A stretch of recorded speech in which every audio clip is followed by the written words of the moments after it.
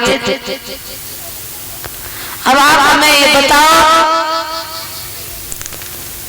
क्योंकि तुम्हारा समय आ गया है।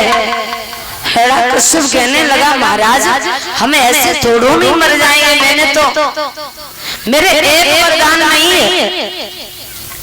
जवाब दिया सबसे पहली तो बात ये है कि तुम मरना नहीं चाहते, भला जब वरदान तुम्हारे सारे पूरे हो जाएंगे तो तुम मरना क्यों नहीं चाहते हो? भगवान बोले ये बताओ तुम ऊपर हो या नीचे हो? बोले हे महाराज ना तो हम ऊपर है ना नीचे ही है। बोले या दिन है या रात है? बोले न दिन है न रात है, फिर वो समय कौन सा?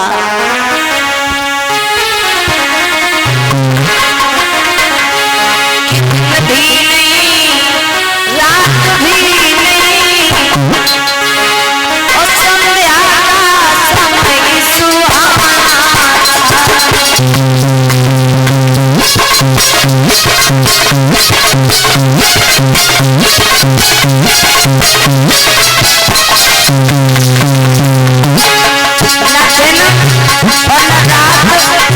तो वो समय कौन सा बताया है विद्वानों ने? जब भगवान ने हिरण्यकश्यप को पकड़ाया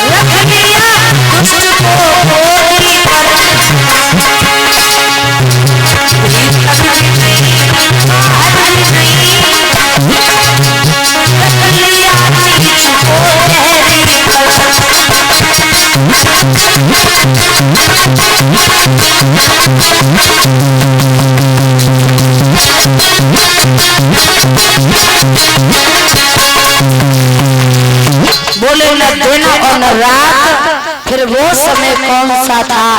संध्या का समय। और संध्या किसे कहते हैं? जब दिन और रात के बीच में संधि होती है उसे संध्या का वक्त कहते हैं। भगवान ने आज संध्या के समय पर हिरण्यकश्यप को पकड़ लिया है। बोले ये तो वरदान कट गया। बोले अब ये बताओ आप भीतर हो या बाहर? बोले महाराज न भीतर है न बाहर है, हम बीचा बीच देहरी पर रखे। बोले ऊपर हो या नीचे? तो भगवान ने न ऊपर रखा न नीचे रखा, अपने घुटनों के ऊपर रख लिया। बोले मेरे हाथ में कोई अस्त्र तो नहीं है, कोई हथियार तो नहीं है? हिरण्यकश्यप कहने लगा हे महाराज तुम्हारे नाखून ही इतने जबरदस्त हैं जो तलवार जैसा काम करेंगे। बोले तुमने ये कहा था कि मैं न नर से मरूं न पशु से, तो आप ये बताओ हम कोई नर है या पशु? बोले महाराज न तो आप नर हो न पशु हो। भगवान का आधा शरीर नर का था और आधा शेर का, जिन्हें नरसिंह के नाम से बुलाया।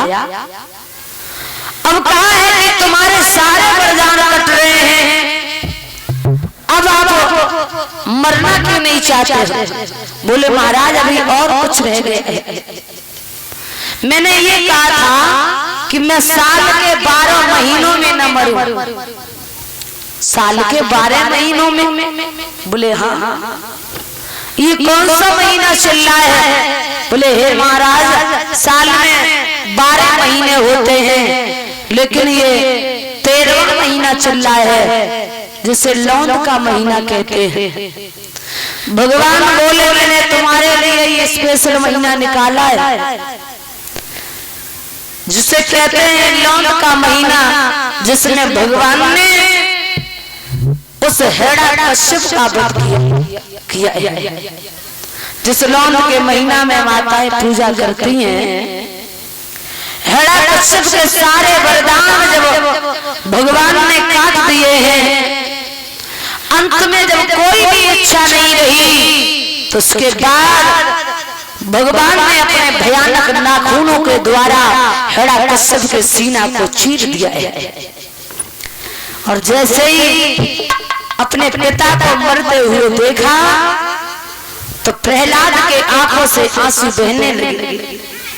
प्रहलाद को गोद में लिया है और कहिएगा भक्त, आप क्या मांगना चाहते हो? प्रहलाद ने हाथ जोड़ करके कहा, हे पिताजी, तुमने आने में बड़े देर की है, हमें कुछ नहीं चाहिए, सिर्फ आप इतना दे दो, केवल मेरे पिता को नरक की प्राप्ति न हो, बस इसके अलावा हमें और कुछ नहीं चाहिए। भगवान बोले, एवं अस्तु, ऐसा ही होगा, जाओ, तुम्हारे पिता को नरक की प्राप्ति नहीं होगी। और जो ये शब्द कहा है, अब तो मेरे भैया भगवान कहां से चले हैं? प्रहलाद को उस एरिच का राजा बनाया है। भगवान का जब क्रोध शांत नहीं हुआ, तो उन्होंने अपने नाखून जाकर के गूलन में चुबा दिए हैं। गूलन रोने लगा, बोले महाराज, मैंने तुम्हारा क्या बिगाड़ा जो तुमने हमारे शरीर को ही बर्बाद कर दिया, मेरे शरीर को ही अपहरण कर दिया, मैं कहां जाऊं? तो भगवान बोले हैं, आप परेशान न हो, जाओ, हम तुम्हें ये वचन देते हैं कि जो लोग दान धर्म करने के बाद, गंगा स्नान करने के बाद तुम्हारे नीचे से होकर के निकलेंगे, उसका आधा फल तुम्हें प्राप्त होगा। भगवान ने आज गूलन को ये वचन दिया है। कहते हैं बुजुर्ग, तभी कि जो जानते हैं बुजुर्ग, वो गंगा स्नान करने के बाद में, दान धर्म करने के बाद में गूलन के नीचे से होकर के नहीं निकलते हैं। नरसिंह भगवान ने उसे वचन दिया। श्रोता, आज मैया लक्ष्मी ने आकर के भगवान के क्रोध को शांत किया है। बोलिए नरसिंह भगवान की। आज मैया लक्ष्मी भगवान को ले जाती हैं। आगे हिरण्यकश्यप के पुत्र प्रहलाद और प्रहलाद के पुत्र भैरोचन, भैरोचन के पुत्र बलि हुए आगे थे। अब आप हमें ये बताओ, क्योंकि तुम्हारा समय आ गया है। हिरण्यकश्यप कहने लगा, महाराज, हम ऐसे थोड़ों में मर जाएंगे, मैंने तो, मेरे एक वरदान नहीं है। जवाब दिया, सबसे पहली तो बात ये है कि तुम मरना नहीं चाहते, भला जब वरदान तुम्हारे सारे पूरे हो जाएंगे तो तुम मरना क्यों नहीं चाहते हो? भगवान बोले, ये बताओ, तुम ऊपर हो या नीचे हो? बोले, हे महाराज, ना तो हम ऊपर है ना नीचे ही है। बोले, या दिन है या रात है? बोले, न दिन है न रात है, फिर वो समय कौन सा?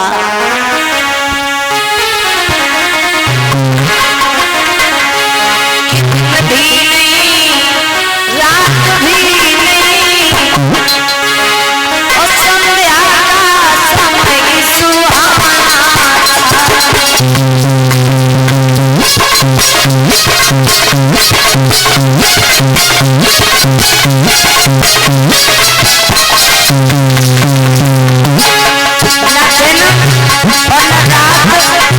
तो वो समय कौन सा बताया है विद्वानों ने, जब भगवान ने हिरण्यकश्यप को पकड़ाया है।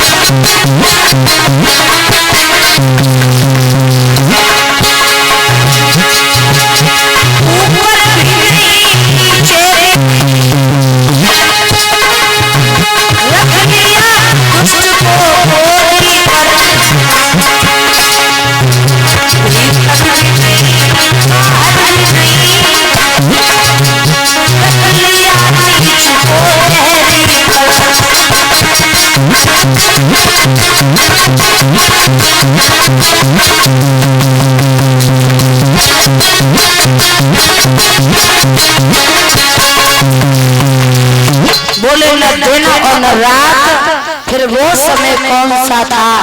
संध्या का समय। और संध्या किसे कहते हैं? जब दिन और रात के बीच में संधि होती है उसे संध्या का वक्त कहते हैं। भगवान ने आज संध्या के समय पर हिरण्यकश्यप को पकड़ लिया है। बोले ये तो वरदान कट गया। बोले अब ये बताओ आप भीतर हो या बाहर? बोले महाराज न भीतर है न बाहर है, हम बीचा बीच देहरी पर रखे। बोले ऊपर हो या नीचे?